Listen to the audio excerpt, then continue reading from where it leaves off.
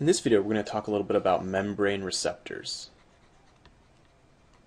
Membrane receptors are really important because they are the things that actually allow our cells to communicate with the outside world. Without membrane receptors, our cells wouldn't be able to work together and they wouldn't be able to form the human body as we know it. And so a membrane receptor is essentially an integral protein that is embedded in the cell membrane that takes part in communication with the outside environment. And so for short, I'm just going to say it's an integral protein that communicates with the outside environment. And so the way membrane receptors work is that in our bodies, there are a bunch of these signaling molecules going around. We call these extracellular signaling molecules because they are outside our cells. So let's say this outside area is the extracellular portion. And let's say we have a pink signaling molecule. And for the sake of diagramming, I'm going to say it looks like a triangle. Now, in reality, of course, signaling molecules do not look like triangles. Signaling molecules can be a variety of things. They can be ions or molecules, essentially, that bind to another chemical entity. We also call these ligands. And a ligand can be something like a neurotransmitter, a hormone, cell recognition molecules. And what these can do is these can attach to our membrane receptors and trigger changes inside the cell. And I'm going to do the membrane receptors in a nice blue color. And remember, we say they're integral proteins, and integral proteins are proteins that go through the entire cell membrane. So let's say here we have our nice integral protein. And so what will happen essentially is this ligand will bind to our integral protein. And so this integral protein, which again appears in our cell membrane, will actually bind to that nice triangle-shaped ligand that we have, like this. And so now what we have is our ligand receptor complex. Just a fancy way of saying our ligand and our membrane receptor have bound. And once this happens, this can essentially tell the cell what to do. This can explain things like how hormones function, how our nerve impulses work, why our cells divide, cell death. It also explains why our cell allows certain things into the cell and other things not sometimes. In terms of a bigger real-world application, this is really critically important in designing pharmaceutical drugs. In fact, a very big percentage of pharmaceutical drugs actually target our membrane receptors. This is actually why some drugs can target specific cells, like some drugs might only target your liver, while other drugs might target your heart. And the reason why is because different cells might actually have different receptors, and these receptors might bind different things. This whole process of binding and telling the cell what to do, we actually have a really special name for it, and that's called signal transduction. So this is a process that we call signal transduction. What happens during signal transduction is an extracellular signal molecule, so this is our ligand, binds to our membrane receptor, and these receptor proteins then cause an intracellular response. And so after binding, there will be what's called an intracellular response. And so this receptor will bind to the protein, and this will cause the protein to actually change conformation, which then activates intracellular signaling proteins, so proteins on the intracellular side of the cell.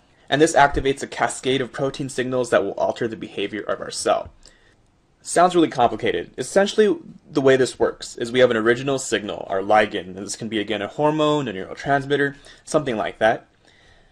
And this original signal is passed along. It'll bind to our protein, and that protein will tell other proteins inside the cell about what's going on. And this signal is propagated throughout the cell, causing the cell to perform a specific function. Now, you'll notice that in the diagram, we actually drew a really specific shape for our ligand. We chose a triangle. Now, I chose a triangle because it's a little easier to draw, but this triangle actually fits right into the protein that I was drawing, which has like an empty triangle space. This is actually really important.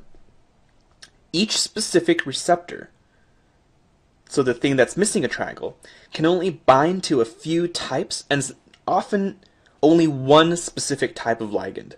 So it can only bind that specific triangle pinked ligand. Membrane receptors allow our body and cells to transfer information, and it can be very, very specific about it. This is important because when our body releases a hormone, it's kind of floating around in our entire bloodstream. How does our pancreas know that the hormone's intended for it? How would our heart cells not react to it? And this is why. The membrane receptors have a very specific preference for certain specific types of ligands. This is what we call our lock and key model.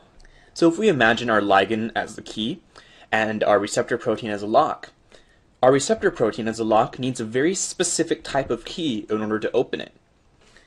So just like how our keychain, we might have a key to our mailbox and a key to our front door, maybe a key to our desk. Each of these keys does something different and opens a different lock. And that's kind of how our cells work. Now, I just want to make a note that this is a slightly outdated model, and our updated model is actually what we call induced fit. And these two concepts are very similar, but instead of saying that the ligands and the membrane receptors have very, very specific shape, induced fit brings a little more flexibility, and it says the ligands and the membrane receptors can sometimes change conformations, kind of like how dough can be a little squishy so that they can fit each other. Now overall, there are still a ton of new membrane receptors that are being discovered. As far as we know, we can group membrane receptors into 3 large groups. The first group we call ligand-gated ion channels. The second group we call G-protein coupled receptors. And lastly, our third group we call enzyme-linked receptors. Now in summary, essentially we have really important membrane receptors in our cell membrane. And these are integral proteins that allow our cells to communicate with the outside environment. And the process in which these integral proteins work, these membrane receptors work, is that we have a ligand, which can be an ion or a molecule. It can bind to our integral protein, causing a process that we call signal transduction. And signal transduction essentially means that our original signal, our ligand, is propagated throughout the cell as different proteins are activated, causing our intracellular response. Ligands and membrane receptors have a very specific fit. Only specific ligands can bind with specific membrane receptors. We call this lock and key. A more updated name for it is induced fit, in which the ligands and membrane receptors are a little more flexible, kind of like dough. They'll actually slightly alter conformations when they fit together. And all of these membrane receptors that we know so far can be grouped into 3 major groups: ligand-gated ion channels, G-protein coupled receptors, and enzyme-linked receptors.